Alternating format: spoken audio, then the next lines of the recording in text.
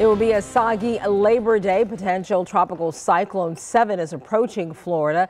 Storm Team 5 meteorologist James Whelan is in the Weather Center. He's tracking when we could see the worst of the conditions. James? Yeah, here's the very latest on it right now. It's still a tropical wave. That's why we're saying it's potentially going to be a tropical cyclone or a tropical storm here coming up, but it doesn't have that close circulation quite yet. It's moving pretty quickly west-northwest at 15 miles per hour. It is forecast to become a tropical storm by tomorrow. And if it does, it will be called Gordon is the next name on the list.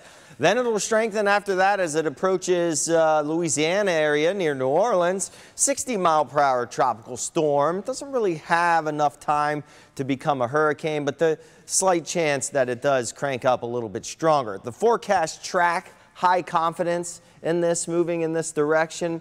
The intensity, maybe not quite as high confidence. And then after that, it pushes inland, rains itself out, could cause some flooding problems along the northern Gulf Coast. For us here in South Florida, we're already seeing a lot of tropical moisture pushing in, some rain now pushing in through the Treasure Coast, had a couple in the Palm Beaches too, but the main area here back to the east here over Andros. And this right here, this is our first big squall that will arrive from the system here, and it'll arrive in the overnight hours. And you see it's pretty much just offshore of the Keys and Miami-Dade County. Let's put a track on it real quick and see when it'll get here into Palm Beach County. You see West Palm here at about 2 o'clock, 2:30-ish. We expect this to roll into central Palm Beach County, so I'd say 1:30-ish or so for South County, Boca and Boynton Beach, Delray, and then it'll move up. It'll, in general, weaken as it moves up, but it'll contain some gusty winds. It already has a marine warning with it,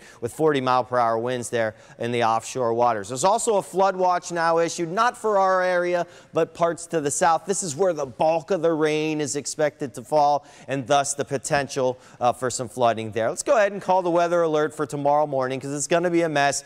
A lot of people have off because of Labor Day, and it's probably not a good time to drive around. But the the effects here, we're going to see lightning and tornado threat, not zero. We're going to see lightning in the squalls that move through, and also an isolated tornado or water spout threat. But the main threats here, wind gusts, 35+ miles per hour in some of those stronger squalls, and the flooding threat will be there too.